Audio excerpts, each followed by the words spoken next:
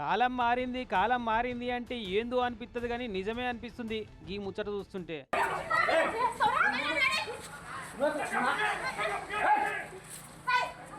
ఏహ తల్లి బిడ్డలు ఇద్దరు కలిసి సుడి పడేస్తున్నారు.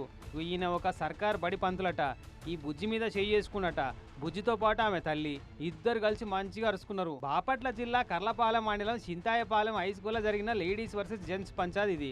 బల్లె స్పోర్ట్స్ యూనిఫామ్ ముచ్చట్ల పీఈటీగా కొలువు చేస్తున్న గోపి అనే సార్ మీద విచారణ నడుస్తుంటే ఆయన కోసం పల్నాడు సర్కారు బల్లె కొలువు చేసి సస్పెండ్ అయిన ఈ మస్తాన్ రెడ్డి సార్ వచ్చి వీడియో తీస్తుండట.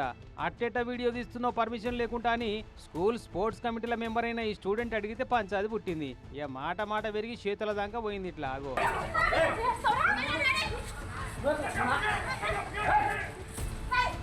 బండలు దుడిచే మాఫ్ కట్టి అందుకొని నెత్తి వలగొడుతుండే కానీ దబ్బును అందుకొని దెబ్బలు తప్పించుకుండు. అయినా ఇడవకుండా ఎంట పడుతుంటే వశం కాక గోడ దుంకి పారిపోయింది. ఇట్లా